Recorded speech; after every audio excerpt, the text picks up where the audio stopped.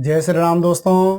आज मैं आपको बता रहा हूँ कि कुंभ राशि के जो जातक हैं उनके लिए यह समय 17 अक्टूबर से और 15 नवंबर के मध्य का जो समय है यह कैसे रहने वाला है।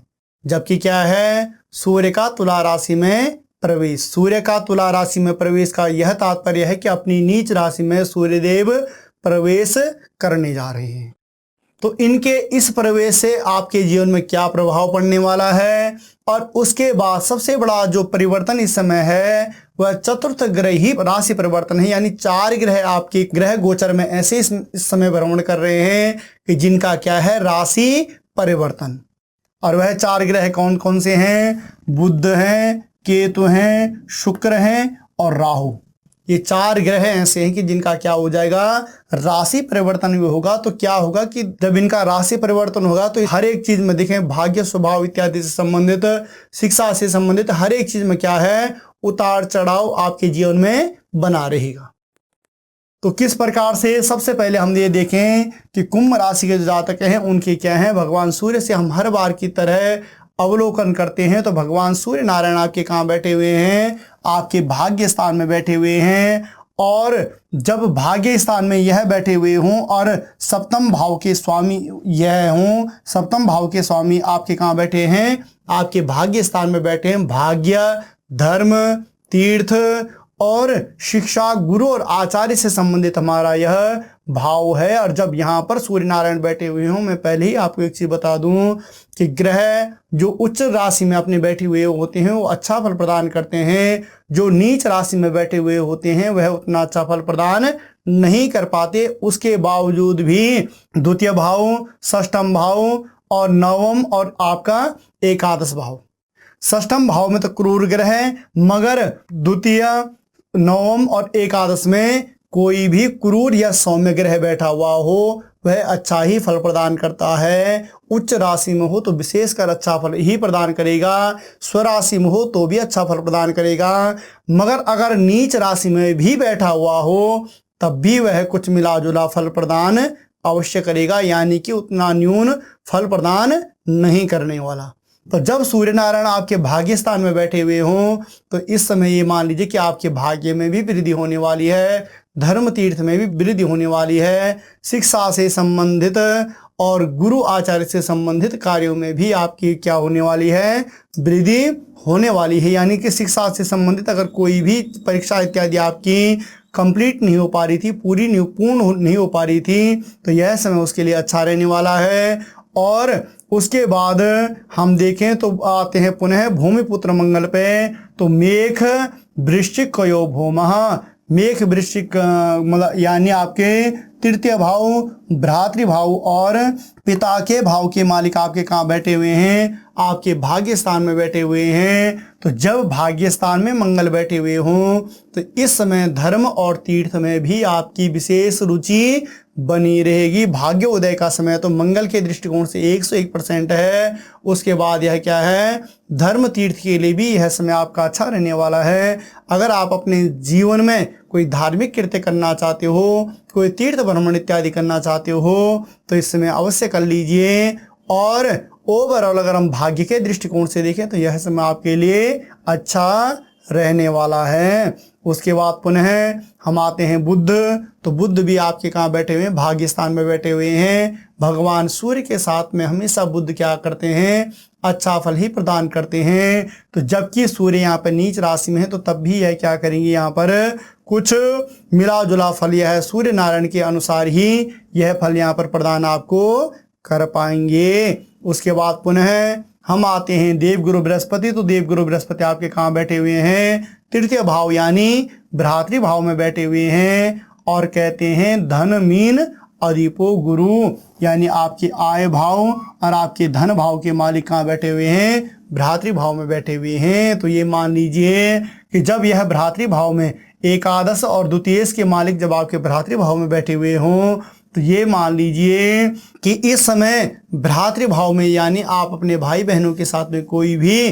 कार्य क्षेत्र में अगर आप कोई भी रुचि रखते हो, किसी भी प्रकार से कोई साझेदारी का आप कोई कार्य करना चाहते हो तो अवश्य कर लीजिए। उस कार्य में आपको यहाँ पर बेनिफिट मिलने के चांसेस बनेंगे, पराक्रम में भी आपकी वृद्धि होने वाली है और स्वयं से संबंधित भी आपके लिए यह समय अच्छा रहने वाला है। तो ओवरऑल अगर बृहस्पति के दृष्टिकोण से देखें तो आपके लिए यह समय अच्छा है। पुनः हम आते हैं शुक्र में, तो शुक्र बैठे हुए आपके सप्तम भाव में, और शुक्र क्या है, शुक्रा वृख तुलाधिपः, वृख यानी मातृभाव और तुला यानी भाग्यस्थान के मालिक कहाँ बैठे हुए हैं आपके सप्तम भाव में। तो यह समय आपके लिए क्या है, जीवन साथी से संबंधित यह समय आपके लिए बहुत ही अच्छा रहने वाला है, और साथ ही साथ जीवन साथी से संबंधित, और अगर हम काम वासनाओं से संबंधित भी देखें तो यह समय आपके लिए बहुत ही अच्छा रहने वाला है। वैवाहिक जीवन की अगर रही बात, अगर काफ़ी समय से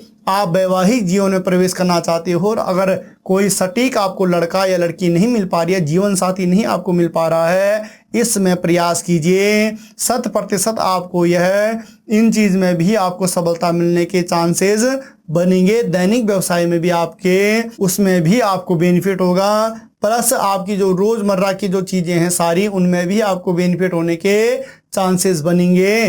तो यह है कि सप्तम भाव में शुक्र आपको यहाँ पर अच्छा फल फलित करेगा, यानी कि आपका जो वैवाहिक जीवन यहाँ पर रहने वाला है वह बहुत ही अच्छा आपका व्यतीत होने वाला है। पुनः शुक्र का यहाँ पर क्या है, राशि परिवर्तन है, यानी कि शुक्र देव क्या आ जाएंगे 29/10/2023 सिंह में, और पुनः यह कन्या राशि में प्रवेश करेंगे, यानी आपके अष्टम भाव में प्रवेश करेंगे। तो अष्टम भाव में शुक्र क्या है, एक क्रूर ग्रह में भी आता है, क्रूर ग्रह की संज्ञा भी शुक्र को दी गई है।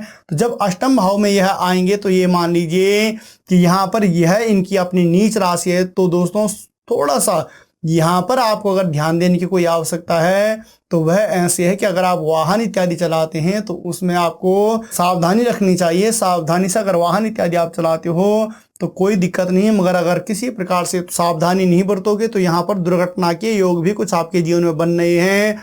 और पेट से नीचे का जो भाग है इसमें हमें क्या करना चाहिए, थोड़ा सा इसका भी हमें ध्यान रखना चाहिए, यानी कि खान पान में भी हम अपना ध्यान रखना चाहिए, क्योंकि शुक्र जब नीच राशि में आएंगे तो थोड़ा सा उधर से संबंधित, उधर के निचले भाग से संबंधित हमारे जीवन में कुछ दिक्कतें आ सकती हैं। तो इनको लेकर थोड़ा सा हमें यहाँ पर सचेत रहने की आवश्यकता है।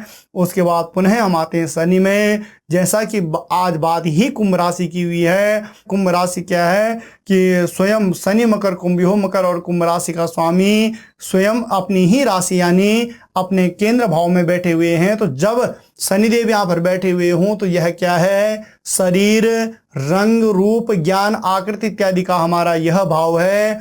और जब यह अपने ही राशि में बैठे हुए हों तो ये मान लीजिए कि इन चीज़ों में यह क्या करने वाले हैं, वृद्धि करने वाले हैं। आपके विवेक इत्यादि में, आपके गौरव विनम्रता इत्यादि में, स्वभाव इत्यादि में यह क्या करेंगे, अवश्य ही वृद्धि करेंगे। मगर दोस्तों यहाँ पर एक बात का थोड़ा सा आपको ध्यान रखना है कि आपकी क्या चल रही है, शनि की 7.5 भी चल रही है। तो किसी कारणवश अगर स्वास्थ्य से लेकर आपको इस समय मतलब जैसे तनुभाव यह है, और किसी प्रकार से अगर आपका लेफ्ट राइट इत्यादि या रीढ़ की हड्डी से संबंधित कोई आपके जीवन में कोई विकार आ रहा है, या लेफ्ट राइट पैर के हिसाब से कोई आपके जीवन में कोई विकार आ रहा है, कोई पेन इत्यादि बना हुआ है, दर्द इत्यादि बना हुआ है, तो उसके लिए आप छायादान अवश्य करें। छायादान करने से यहाँ पर जो आपके शनिदेव हैं यह क्या है, आपको जो मैं ये अनिष्ट फल कह रहा हूँ कि जो स्वास्थ्य से संबंधित कुछ विकार आपके जीवन में आ सकते हैं यह आपके जीवन में नहीं आने वाले, और आपको पूर्णतः जो केंद्र भाव में शनिदेव बैठे हुए हैं यह फल प्रदान करने वाले हैं, यानी कि यह फिर पुनः अच्छा फल आपको प्रदान करेंगे।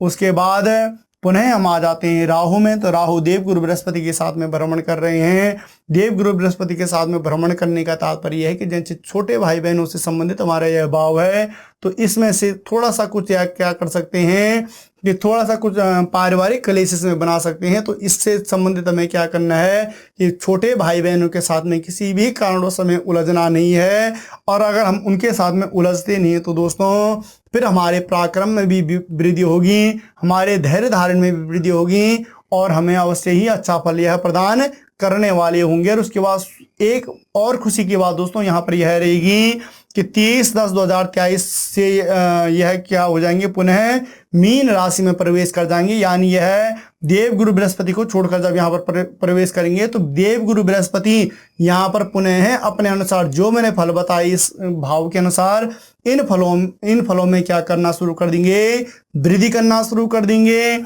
और राहु जब यहाँ आएंगे तो यह क्या है, धन धान्य से संबंधित है, तो इन चीजों में यह क्या करेगा, बढ़ोतरी करेगा। तो ये मान लीजिए कि और यह विदेश गमन का भाव भी है, तो अगर इस भाव में जब राहु यहाँ पर आएंगे तो यह आपके जीवन में क्या करेंगे, स्थान परिवर्तन की योग भी बनाएंगे। यानी कि यहाँ पर राहु आपके लिए फिर पुनः अच्छा फल फलित करना शुरू कर देंगे। अगर आपके जीवन में काफी समय से व्यवसाय से संबंधित, नौकरी पेशा से संबंधित कोई दिक्कतें आ रही थी, आपको कुछ अपने जीवन में कुछ परिवर्तन लाना था, तो दोस्तों यहाँ पर आप ला सकते हैं।